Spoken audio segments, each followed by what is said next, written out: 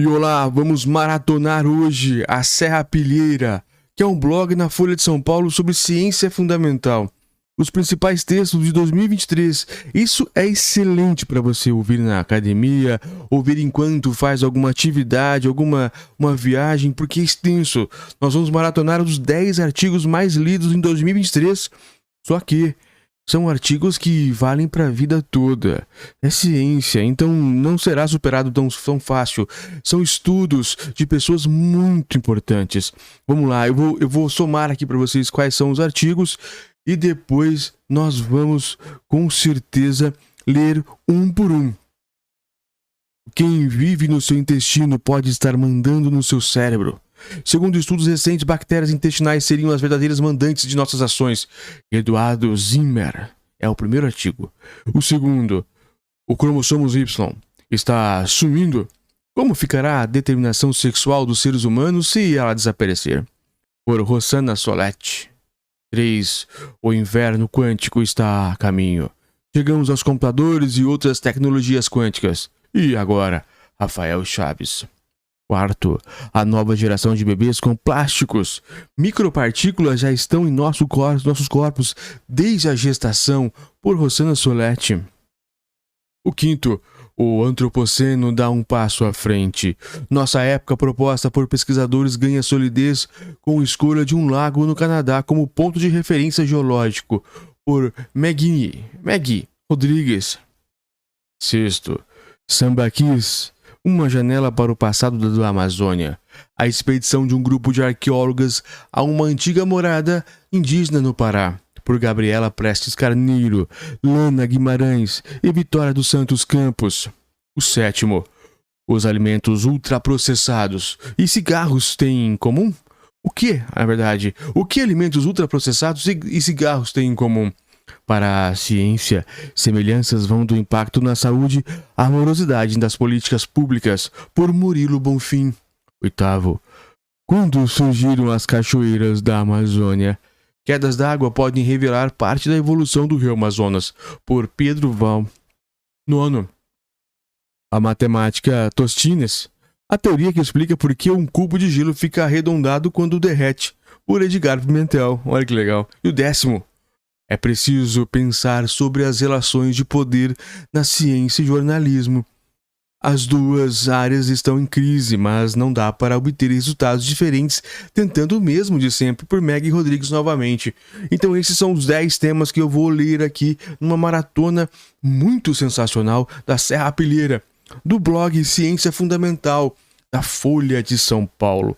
Esses textos foram publicados em 2023, mas repito, são textos totalmente para o futuro, que falam do futuro, mas com estatísticas e também com dedução, e não com apenas intuição.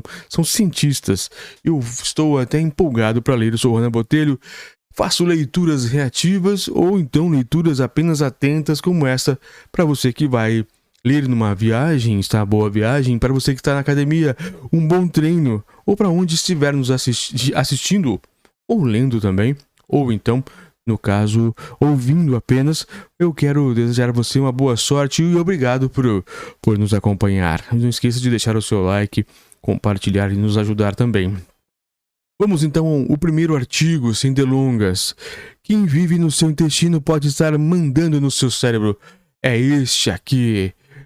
Por quê? Em Ciência Fundamental. Este artigo foi publicado originalmente em 17 de abril de 2023. Segundo estudos recentes, bactérias intestinais seriam as verdadeiras mandantes de nossas ações. Como isso funciona? Aristóteles, segundo Eduardo Zimmer. Aristóteles afirmava que o coração era o órgão responsável pela consciência, pela sensação e pelo movimento, e que o cérebro era uma espécie de radiador que servia apenas para resfriar o coração. Passados 2.500 anos, essa hipótese pode ser refutada imediatamente por estudos na área de neurociências. É o cérebro que, por meio da complexidade de suas rugas, dobras e tipos celulares, coordena as funções cognitivas e automáticas como batimentos cardíacos e respiração. Uma reviravolta sem tamanho na relação ao que postulava o filósofo grego. Como disse Karl Popper, um dos maiores filósofos da ciência, abre aspas. A ciência produz teorias falseáveis, que serão válidas enquanto não refutadas. Hoje, se você perguntar a qualquer pessoa, incluindo neurocientistas, qual é o chefe do nosso corpo, a resposta muito provavelmente vai ser o cérebro. Mas será que é mesmo ele que está no comando? Nossos estudos têm posto em dúvida sua hegemonia como órgão de controle, e quem vem ganhando força é uma região quase tão misteriosa quanto o cérebro, o intestino. O intestino tem sido chamado de o nosso segundo cérebro, e de fato existe uma abundância de células nervosas vivendo em nossas entranhas.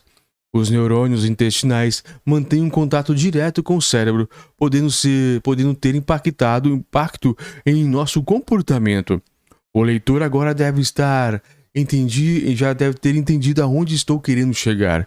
Isto mesmo, o cérebro e o intestino podem trabalhar juntos, ditando nossos pensamentos e ações. Então, é possível dizer que o intestino interfere no funcionamento do cérebro e vice-versa, e atualmente até existe uma área de pesquisa voltada somente para o tão falado eixo intestino-cérebro. Uma breve busca no maior base de dados de pesquisas biomédicas, o PubMed, com o termo intestino-cérebro em inglês Gut-Brain Axis, mostra que somente em 2022 foram produzidos no mundo mais de 1.400 artigos científicos a respeito do assunto. Mas essa história de eixo cérebro-intestino tem potencial de ficar ainda mais interessante. Existem evidências científicas de que as bactérias intestinais comandariam o sistema nervoso intestinal e o central. O que parece ser mais extravagante do que a ideia inicial de Aristóteles vem se confirmando, pois estudos demonstram que a microbiota intestinal é capaz de modular nosso comportamento. O intestino humano é colonizado por nada mais e nada menos do que surpreendentes 100 trilhões de micro-organismos vivos, em sua grande maioria bactérias. Essas diversas bactérias se comunicam entre si e com o nosso organismo, formando um improvável e complexo ecossistema. Toda essa diversidade bacteriana é traduzida em milhares de substâncias, os chamados metabólitos, produzidas por esses organismos unicelulares que podem ter função fisiológicas e por vezes podem sim interferir no funcionamento do cérebro. É por isso mesmo que o leitor está pensando: no corpo humano existem outros organismos vivos que, alimentados por nossa dieta, são capazes de, na surdina, nos controlar? As bactérias intestinais talvez atuem como um indivíduo oculto que, por meio dos cordéis, manipula as marionetes ou fantoches no nosso caso. Esses estudos vêm sendo confirmados dia após dia. Alguns exemplos aqui e ali, e com eles se espera uma revolução no tratamento de distúrbios mentais. Um dos maiores desafios da neurofarmacologia é obter remédios que consigam atravessar as barreiras biológicas que protegem o cérebro e atuar lá dentro, interferindo nas sinapses e resolvendo disfunções. Imagine se pudéssemos entregar fármacos no intestino para as bactérias que modulariam o cérebro a longa distância, ou até mesmo enviando metabólitos lá para o sistema nervoso central. Isso seria ou será uma revolução no estudo e desenvolvimento de novos fármacos, para tratar as patologias do cérebro. Quem diria que nós, ultrapoderosos humanos, podemos estar sendo manipulados de maneira silenciosa por esses organismos microscópicos unicelulares? O conceito de livre-arbítrio precisa ser atualizado. Afinal, parece que a gente faz o que elas, as bactérias, mandam. Que sensacional.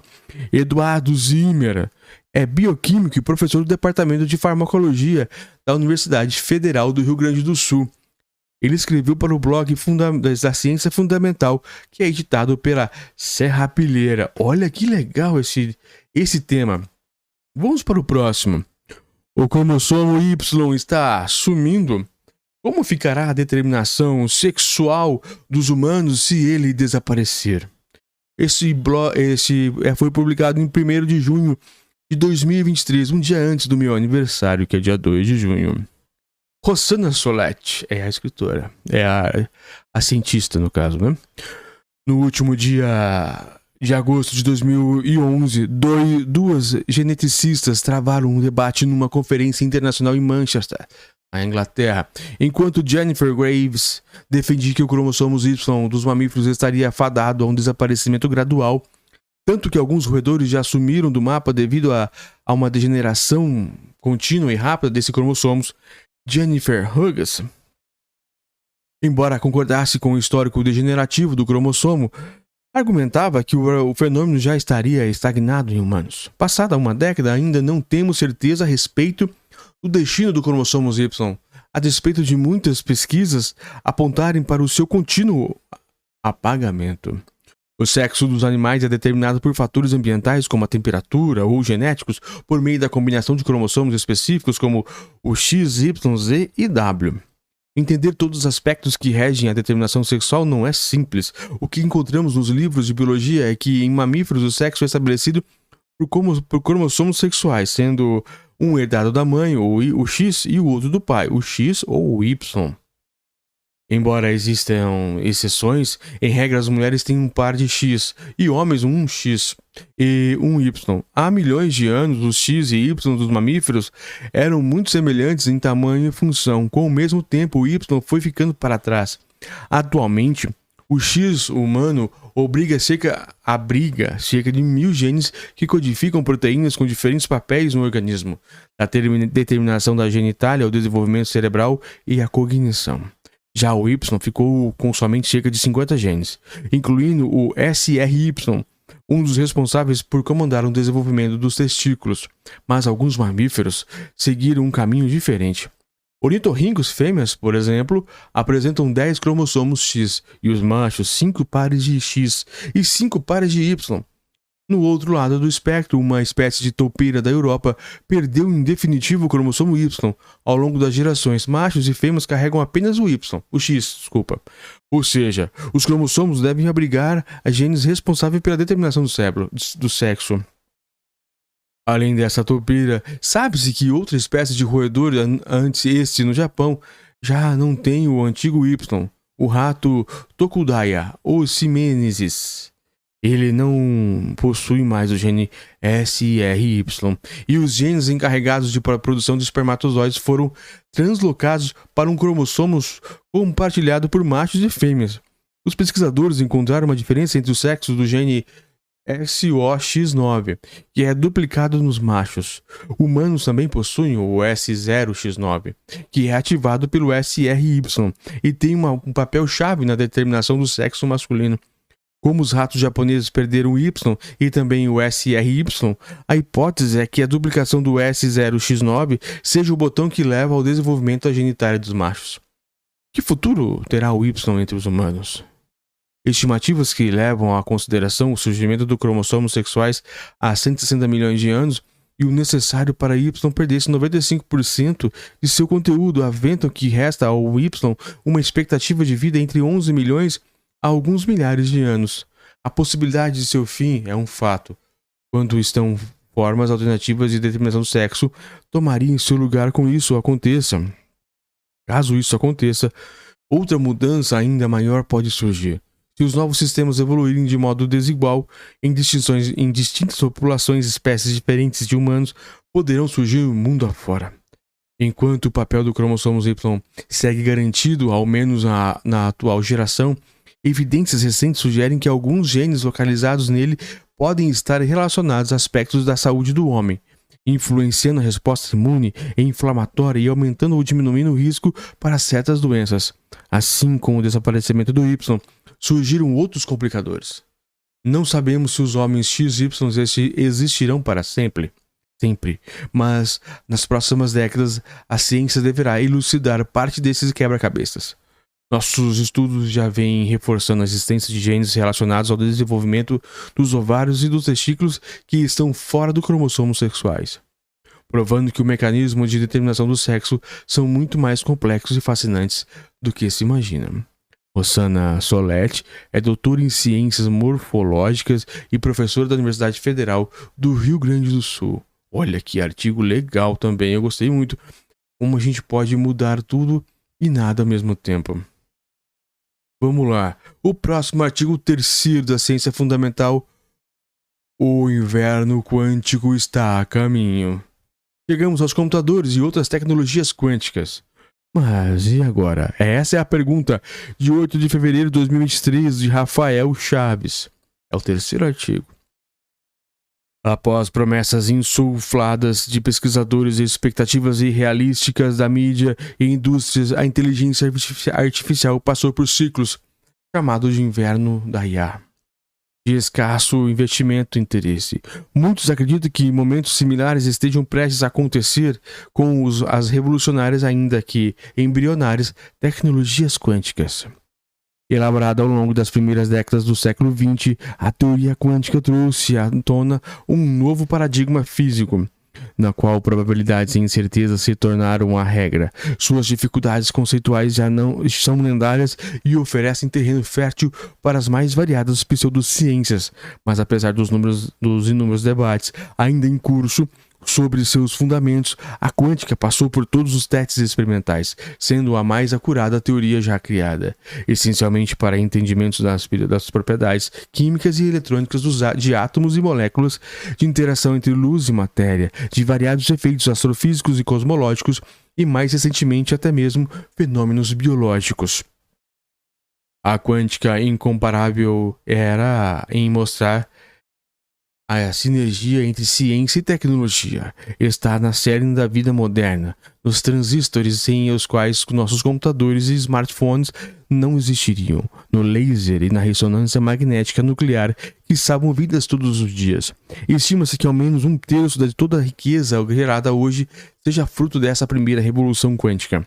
Atualmente, estamos testemunhando a segunda revolução quântica, que, valendo-se de efeitos como a superposição e emaranhamento, estes últimos apelidados por Einstein de fantasmagórico efeito à distância, tornou possíveis tarefas antes impensáveis. Hoje, não somente os dispositivos, mas a lógica e os algoritmos por meio dos quais a informação é processada também se tornam quânticos. Alguns exemplos são as criptografias quânticas, que garantem a segurança da informação. Só em perigo se um hacker quebrar as próprias regras na natureza. E a computação quântica, com aplicações que vão desde a otimização de sistemas financeiros e problemas logísticos à simulação de novos fármacos e materiais. Com listas tão grandiosas de possibilidades, não é de se estranhar que governos e grandes empresas estejam apostando alto no setor. Se em 2015 o valor investido em termos globais foi pouco mais de $1 bilhão, hoje ele já ultrapassou a barreira dos $30 bilhões. Em 5 anos, estima-se que o valor de mercado dessas tecnologias ultrapasse os $50 bilhões. A despeito do topo, o hype, porém, materializar tais tecnologias quânticas fora do laboratório em aplicações de larga escala é realmente interesse prático, ainda um desafio enorme. Para operacionalizar essas admiráveis máquinas quânticas, precisamos construir qubits, ou bits quânticos, fazê-los interagir e, sobretudo, protegê-los da interferência do mundo externo, uma vez que os efeitos quânticos são extremamente sensíveis e se esvanecem rapidamente. Na computação quântica, isso implica o uso de complexos códigos de correção de erros, e embora há pouco tempo a IBM tenha lançado seu novo computador quântico ultrapassando a barreira dos 400 qubits, estima-se que essas aplicações comerciais relevantes sejam necessários ao menos 100.000 qubits. Tal cenário tem motivado o pessimismo de alguns setores, que alegam que a bolha do hype estaria prestes a estourar, trazendo consigo um duradouro inverno quântico que afetaria irremediavelmente não somente as tecnologias, mas também a pesquisa básica em física quântica. De fato, o Intel, uma das principais empresas de hardware quântico do mercado, perdeu 75% do seu valor em apenas um ano. Não obstante um computador quântico em larga escala seja um sonho para daqui a alguns anos ou décadas, a verdade é que outras tecnologias quânticas já são uma realidade. A criptografia quântica foi usada em 2007 para garantir a segurança de parte do processo eleitoral de Genebra, na Suíça. Sensores quânticos também já existem e suas aplicações em medicina, navegação, prospecção geofísica e interometria começam a se tornar palpáveis. Um computador quântico, ainda que rudimentar, foi recentemente usado para simular algumas propriedades de um buraco de minhoca, uma espécie de túnel no espaço-tempo teorizado por Einstein e cuja real existência ainda permanece uma incógnita. Invernos são comuns em qualquer nova tecnologia e não devem ser tomados como prova de fracasso. Após 2 ciclos gelados aqui, que juntos duraram quase 15 anos, a inteligência artificial se afirmou como uma das mais disruptivas tecnologias do século XXI. Carros autônomos, identificação facial, assistentes virtuais, descoberta de novas drogas, etc. É bem provável que alguma versão do inverno quântico esteja a caminho, mas nada que um bom agasalho, uma boa dose de ceticismo acerca do quanto hype e os evangelistas quânticos, sim, aparentemente isso agora é profissão, e um café bem quentinho não deu um jeito. Rafael Chaves é físico, pesquisador do Instituto Internacional de Física da UFRN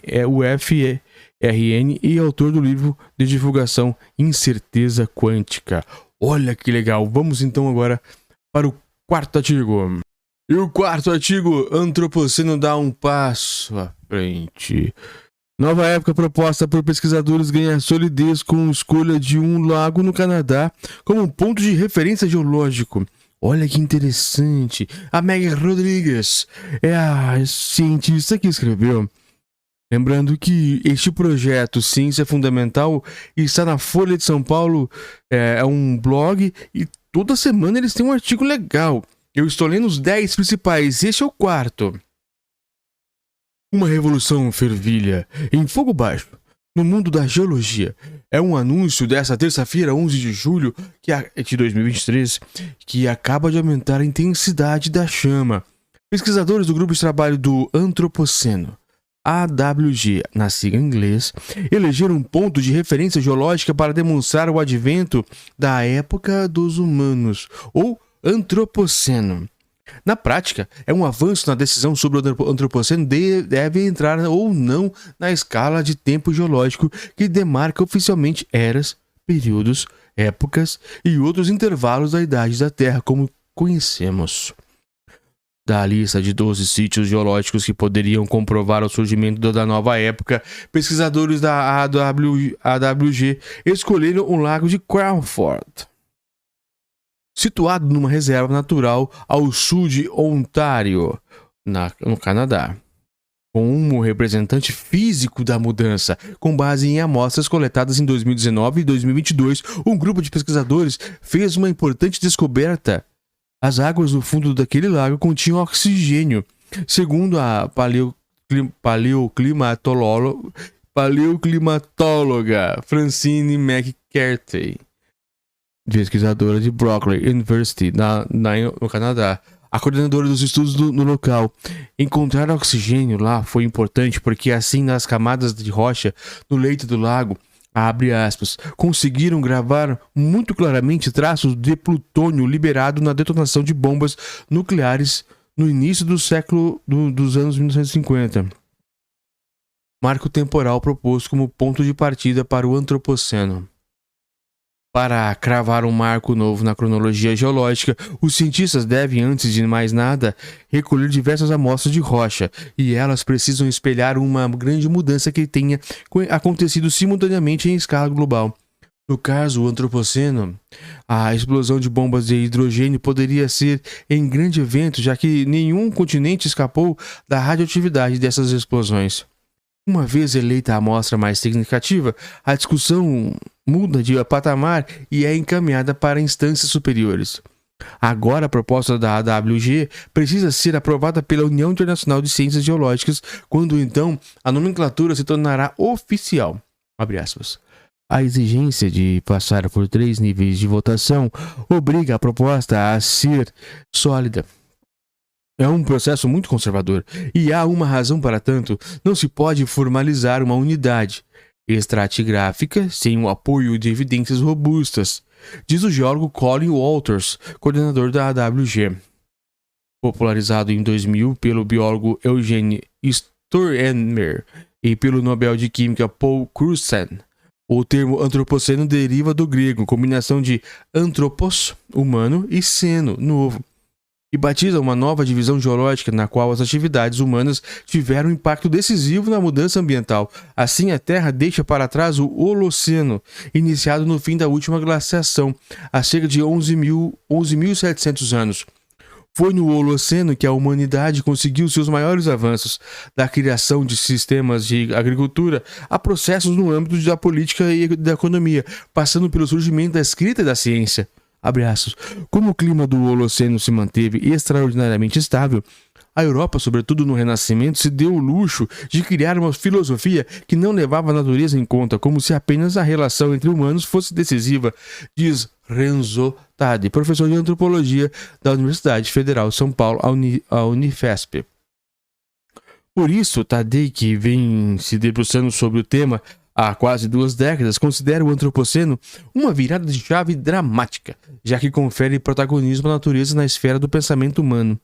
Abre aspas. O antropoceno nos mostra que o otimismo renascentista com relação à técnica, ao domínio da natureza e posteriormente ao capitalismo industrial era uma ilusão, acrescenta.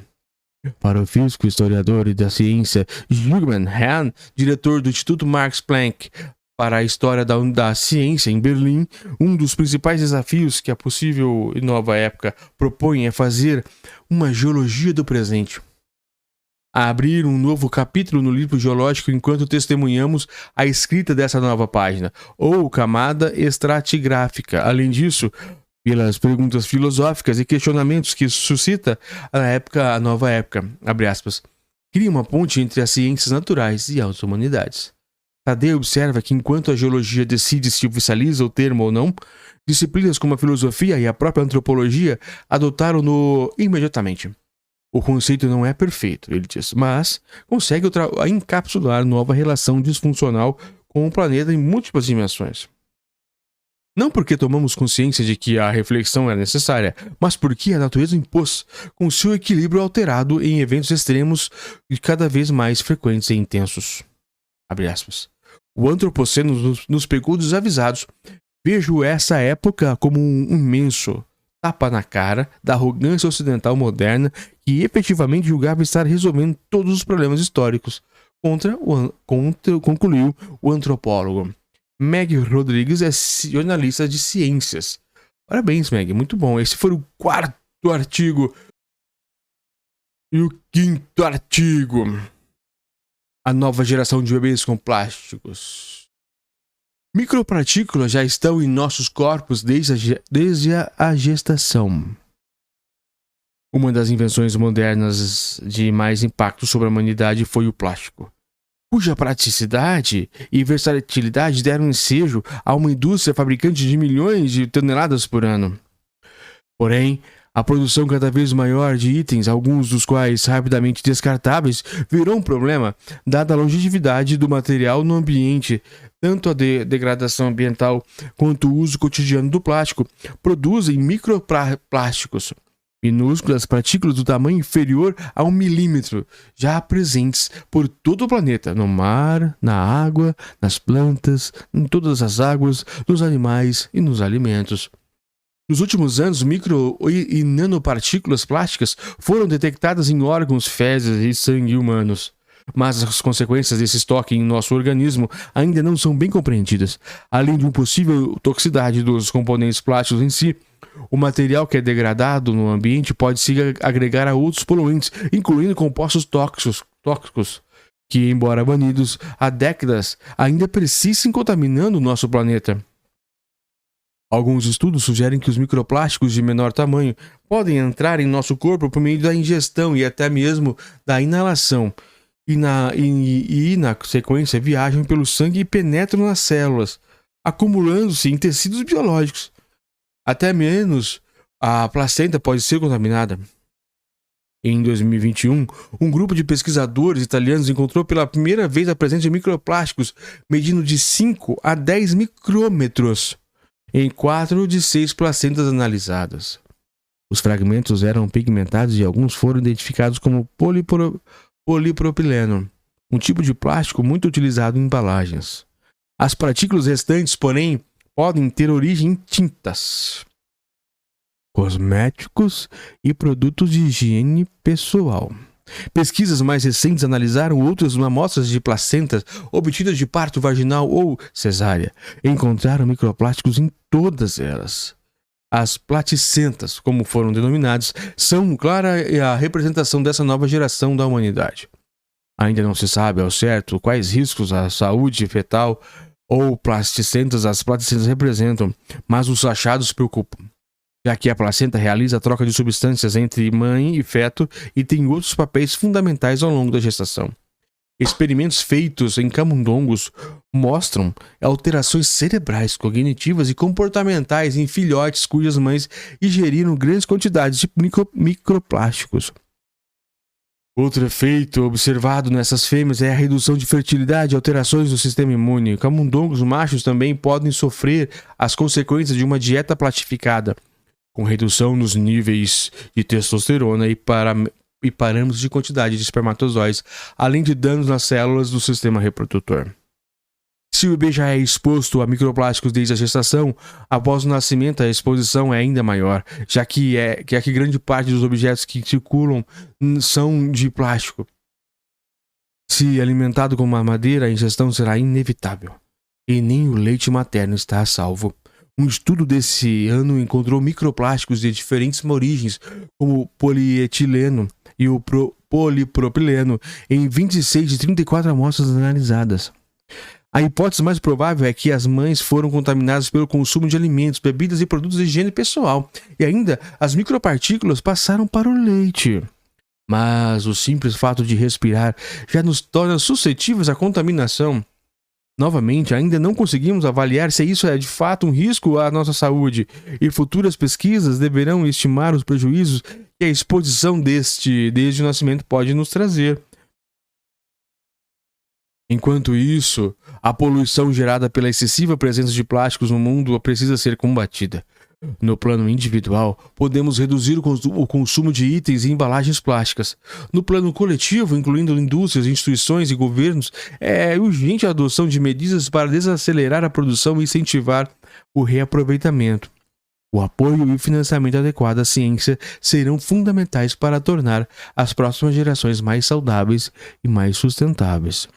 Rosana Soletti é doutora em Ciências Morfológicas e professora da Universidade Federal do Rio Grande do Sul. Este foi o 5º. Muito legal esse daqui. Eu gostei também. Agora eu vou ler os sambaquis.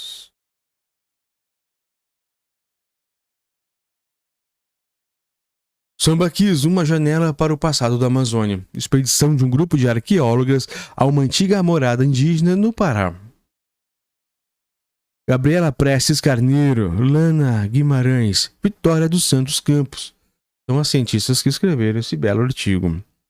Uma das perguntas mais frequentes que um arqueóloga, escuta é, abre aspas, nossa, mas por que vocês se interessam por coisas tão antigas? Para que servem? Fecha. Bem, é porque nós, arqueólogos ou arqueólogas, acreditamos que uma das chaves para a conservação dos ecossistemas no futuro esteja embaixo da terra. Procuramos identificar quais plantas eram cultivadas no passado, quais as fontes de proteína da população da época e como eram construídas as moradas. A arte da arqueologia é o trabalho em equipe. A nossa, composta por arqueólogas, biólogas, geógrafos, antropólogas, professores, em sua maioria mulheres, tem como objeto mapear e estudar os sambaquis, que se estendem em uma faixa de 500 km ao longo do Rio Amazonas, de Terra Santa a Porto Mós, no Pará, em um projeto chamado Janelas Abertas para a Biodiversidade do Baixo Amazonas, JABA.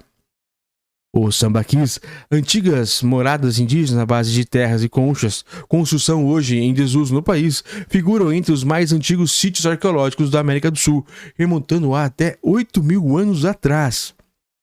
No litoral do Brasil há várias pesquisas sobre eles, mas no interior da Amazônia, esses sítios ainda foram poucos investigados. No Baixo Rio Amazonas, por exemplo, a última escavação ocorreu na década de 80, no Sambaqui da Taperinha. A boa conservação desses sítios se deve ao carbono de cálcio das conchas que preserva os restos dos animais, espinhas de peixe, vértebras, dentes.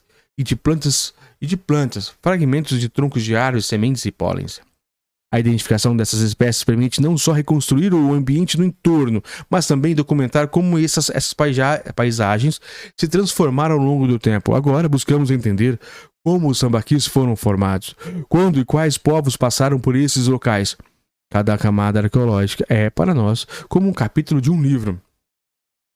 Nossa equipe de 21 pessoas acabou de voltar do Sambaqui Ponta do Jauari, localizado entre os municípios de Curuá e Alenque, no Pará.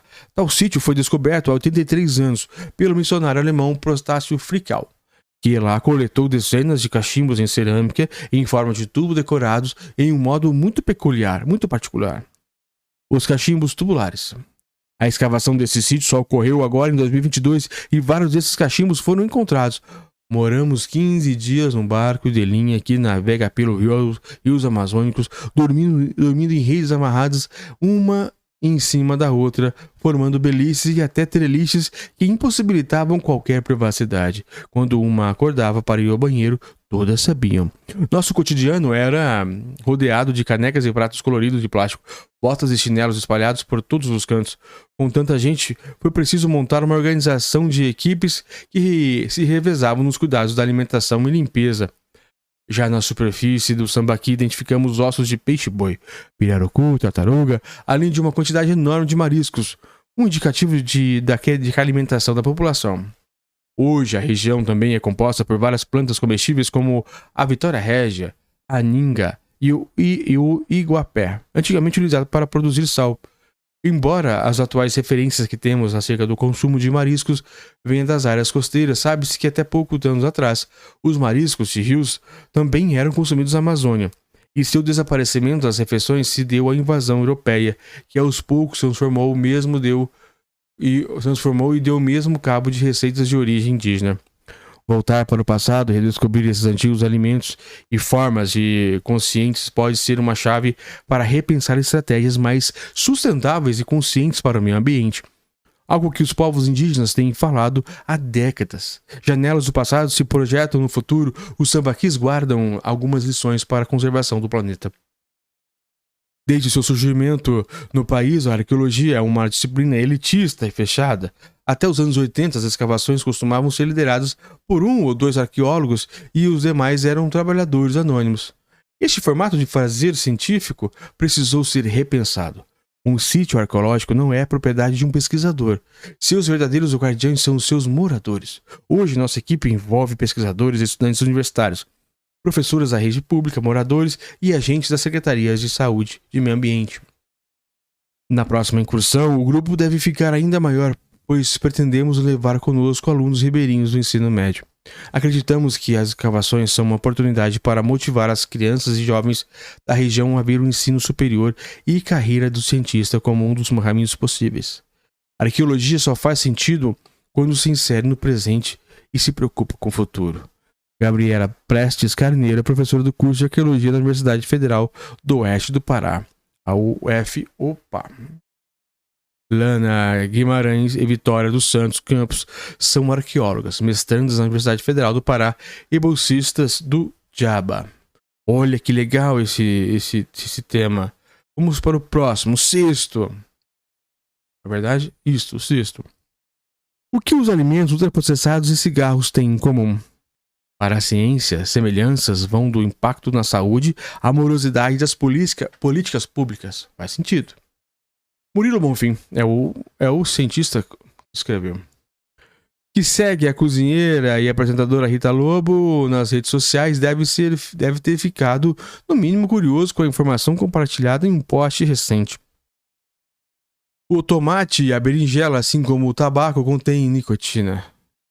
Mas é claro, diferentemente do que ocorre com o cigarro, não vemos pessoas consumindo 20 tomates por dia ou loucas por uma berinjela toda vez que tomam um café ou uma cerveja. Olha como ele começa legal o artigo. Eu nem sabia que isso aí que tinha nicotina nesses alimentos. Vamos ver. Isso porque, como Rita explica no vídeo, a quantidade de nicotina presente na folha do tabaco é superior às quantidades encontradas no tomate e na berinjela. Essa, no entanto, não é a única diferença. A cozinheira cita uma entrevista da psicóloga americana Ashley Gerhard, da Universidade de Michigan, para explicar que a indústria do tabaco processa as folhas da planta com o intuito de aumentar significativamente a concentração de nicotina no cigarro. Além disso, inclui aditivos como broncodilatadores que fazem a fumaça entrar no pulmão mais rápido, favorecendo mecanismos que levam ao vício. A comparação entre cigarro e comida é importante no trabalho de Garrett, em seu doutorado em psicologia clínica na Universidade do Yale, e ela desenvolveu uma escala para medir comportamentos alimentares viciantes. O instrumento lista afirmações como, abre aspas, sigo consumindo determinados alimentos mesmo que eu não esteja mais com fome, fecha, seguidas de opções de frequência de nunca, a 4 vezes ao dia ou mais.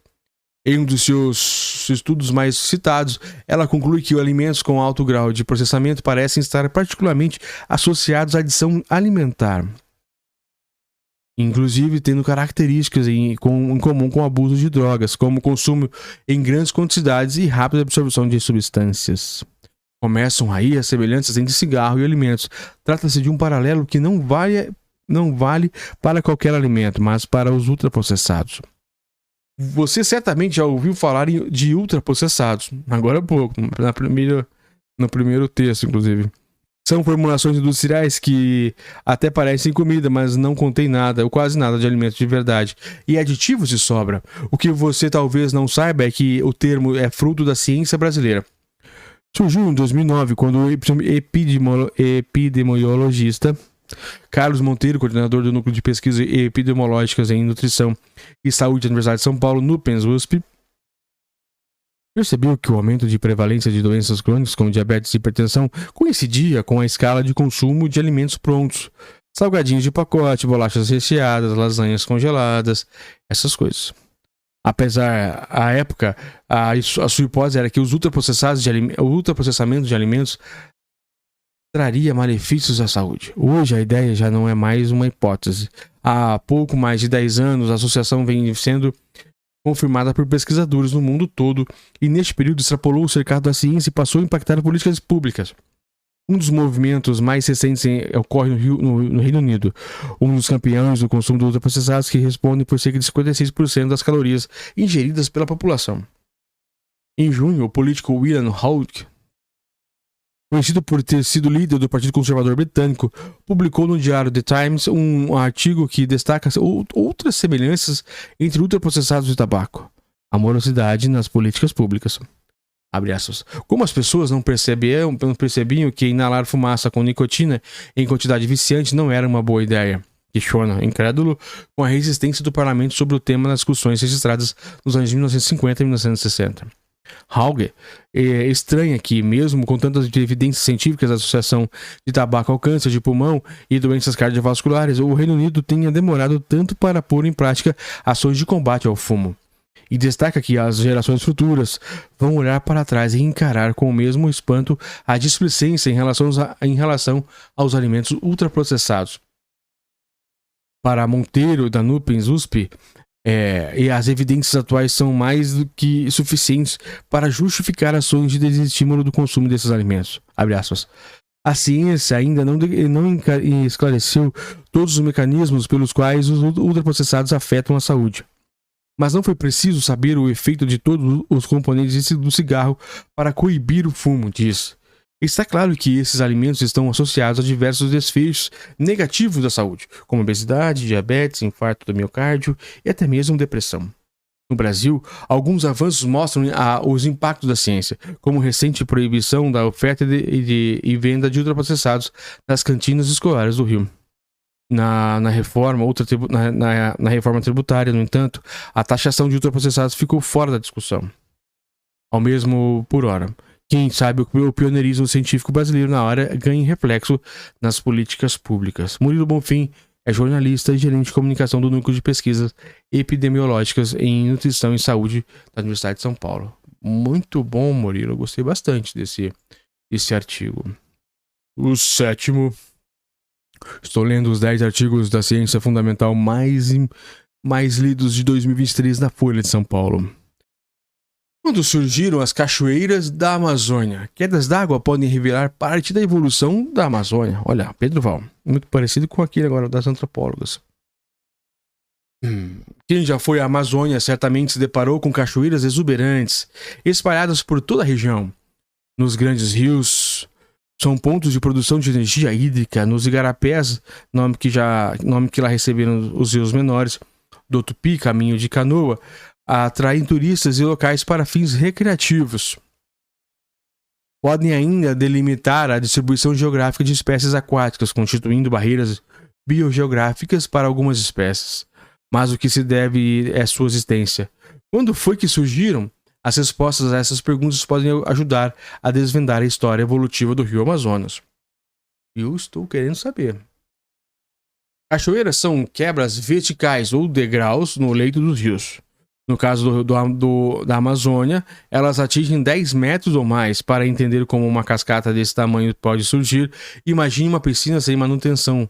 À medida em que ela vai secando, maior é a queda entre sua borda e a água. Agora, imagine um igarapé suave que flui ininterruptamente até uma confluência com o rio principal. Se este último, por qualquer motivo, sofre um rebaixamento de centenas de metros, forma-se uma cachoeira entre ele e o igarapé. Quando o nível dos rios principais, no caso hipotético a piscina, é rebaixado ao longo do tempo geológico, diz-se que houve uma queda do nível da base. Assim como uma piscina vazia deixa seus azulejos, um rio cujo leito foi rebaixado põe à mostra seu substrato rochoso. Já reparou como no leito de cachoeiras e corredeiras há rochas expostas? O degrau rochoso no leito do rio é um aumento de declive, uma quina, e é então erodida, propiciando um recuo. Portanto, apesar de parecer que não se movem, as cascatas recuam ao longo do tempo geológico a velocidades lentas e bem menores que 1 milímetro por ano. Imagine por quanto que uma única queda d'água gerada na foz de um rio pode se multiplicar em dezenas de outras à medida que recua rio acima. Após milhões de anos, o processo resulta em dezenas de cachoeiras espalhadas por uma paisagem mais fascinante. E isso contemplar utilizando equações que modelam a erosão no leito rochoso. Se um rio, é possível simular a migração das quedas da água a partir da origem e assim chegar muito próximo da distribuição geográfica atual. Deste modo, pode-se qualificar o tempo desde a primeira queda do nível da base. É provável que dezenas de cachoeiras na Amazônia tenham resultado de uma única queda do nível de base no passado geológico. Como efeito dominó, uma queda do nível de base do rio Amazonas geraria degraus em todos os seus afluentes. Em seguida, esses degraus se propagariam rio acima, transmitindo as cascatas para igarapés e seus afluentes, e destes para os córregos e assim por diante. Prova disso é que dezenas de cachoeiras na calha norte do baixo rio Amazonas estão na mesma elevação, apesar de estarem dezenas e centenas de quilômetros uma das outras, o que ocorre por um processo de queda do nível de base do rio principal, ou seja, elas têm uma única origem. Mas o que seria capaz de gerar uma queda do nível de base no Amazonas? Existem alguns mecanismos plausíveis, como quedas do rio, quedas do nível do mar global em períodos glaciais, talvez a hipótese mais ocorrida entre os geocientistas. Muito gelo nas geleiras, menos águas nos oceanos. Assim, um período glacial poderia rebaixar o nível global do mar e, consequentemente, do rio Amazonas. As cachoeiras teriam então se iniciado com as glaciações dos últimos 2,6 milhões de anos, chegando até a última, há aproximados 20 mil anos. Mas tal fenômeno seria potente o bastante para originar cachoeiras no leito do igarapés? Até o momento, poucos estudos puseram essa pergunta à prova por meio de qualificação base com processos erosivos. Outro mecanismo plausível estaria associado à evolução geológica da bacia. Antes da configuração atual, a bacia amazônica era constituída de duas partes. Uma, que fluía em direção ao Atlântico pela foz atual, e outra, muito maior, que fluía também para o Atlântico pela foz do atual rio Orinoco, na Venezuela. O divisor entre essas protobacias encontrava-se próximo a Manaus. Porém, saber quando ele foi rompido para unir as duas bacias ainda é uma questão controversa. Essa união teria multiplicado a vazão hídrica do leste amazônico e, consequentemente, teria promovido o rebaixamento do seu leito. Neste caso, a queda do nível de base no leste amazônico se situaria em algum momento dos últimos 9 milhões de anos. Essas são apenas duas hipóteses entre várias outras mais complexas. A conclusão é que, apesar de, na maioria das vezes, os geólogos buscarem evidências geocronológicas nas rochas e sedimentos, também podemos utilizar as paisagens, detentoras de memórias geológicas, e os princípios físicos que as governam. No caso das cachoeiras da Amazônia, não é diferente.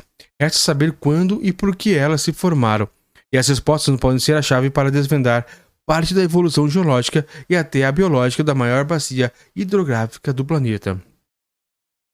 Pedro Vaz é geólogo e professor na Queen's College, City University of New York. Olha que legal, este foi o 7º artigo, e agora, esse foi o 8º artigo, e depois eu vou para o 9º e o 10º.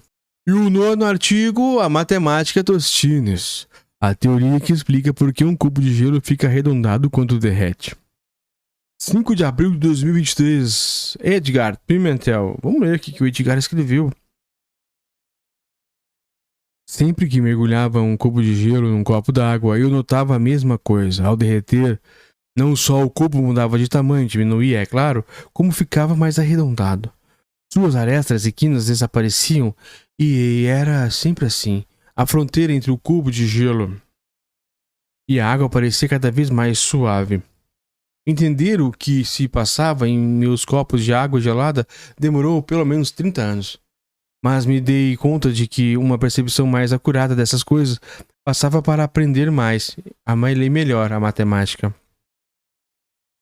Afinal, o comportamento que observava no meu copo de água não acontecia por acaso. Na verdade, era um importante teorema. Para minha sorte, essa mesma curiosidade também havia afetado o físico esloveno Josef Stefan, 1835-1893. Por volta de 1890, Stefan, o primeiro entre seus pares, se debruçava sobre esse problema que acabou por receber seu nome. Sua curiosidade soava menos infantil do que a minha, e era motivada pela formação de gelo nas águas marinhas e pelo congelamento de solos. Podemos escrever essa classe de problemas da seguinte forma. Em uma região maior, copo, temos duas sub-regiões, a água e o cubo de gelo. As leis que governam a difusão de temperatura no líquido são diferentes daquelas que regem a temperatura no interior de cubo de gelo. Entretanto, com o passar do tempo, o formato dessas regiões muda e a fronteira que separa o cubo do líquido não é fixa, mas livre. Por consequência, entender o problema implica não só encontrar um perfil da temperatura para o cubo de gelo e para o líquido, mas também estudar as propriedades da interface entre os dois, ou seja, considerar a geometria do cubo de gelo, entender a fronteira livre do problema. Vejamos outro exemplo. Imagine que alguém cubra o pão de açúcar e a pedra da urca com um imenso lençol. Em algumas áreas, o lençol tocará as pedras, em outras, não. A região em que o lençol começa a se separar das pedras é uma interface entre dois mundos. Aqui é aquele em que ambas as estruturas estão em contato e aquele em que elas estão separadas. Assim como no caso do cubo de gelo, a interface que se forma depende do processo que acontece em ambas as regiões. Também se trata de uma fronteira livre. Outro exemplo são os materiais inteligentes. Um casaco que nota quando se encontra no metrô e passa a esquentar menos. Uma parede que ouve barulho numa sala e aumenta sua capacidade de isolamento acústico. Um calçado que percebe se você está andando mais rápido e passa a apertar menos. Os materiais heterogêneos, membranas a se deslocar de um obstáculo, e até mesmo o momento ótimo para exercer uma opção de compra e venda de um dado ativo financeiro são mais comuns exemplos. Em comum, esses problemas têm leis de difusão que governam processos distintos em sub-regiões diferentes do problema. Essas sub-regiões estão separadas por uma fronteira que é determinada pela difusão. É matemática do tipo Tostines. A fronteira depende da difusão, mas a difusão também depende da fronteira. Matematicamente, esses problemas são bastante desafiadores, além das leis de difusão em cada sub-região. descritas geralmente por equações diferenciais parciais. O problema ainda depende de uma interface que se altera ao longo do processo, e esses diversos elementos devem ser estudados conjuntamente, o que em geral requer novas técnicas e estratégias. Imensos processos dessa teoria, cujo nome oficial é a Teoria de Problemas de Fronteiras Livres, ocorrem na segunda metade do século XX. E hoje, resultados surpreendentes e novas técnicas aparecem na literatura especializada. E muitos problemas permanecem ainda em uma resposta complexa, ou sequer satisfatória. Em particular, um teorema importante da área garante que, por mais que as arestas e quinas de um cubo estejam afiadas, elas se suavizam instantaneamente ao mergulhar em nossa bebida favorita. Aqui, a diversão fica por perceber que há uma interface que separa a curiosidade infantil do conhecimento científico de alto nível, como há uma interface que separa o estoque de conhecimento atual e as técnicas disponíveis daquilo que queremos conhecer. Com sorte, nota-se que trata de uma fronteira livre. Edgar Pimentel é pesquisador do Centro de Matemática da Universidade de Coimbra e professor da PUC-Rio. Muito bom esse artigo.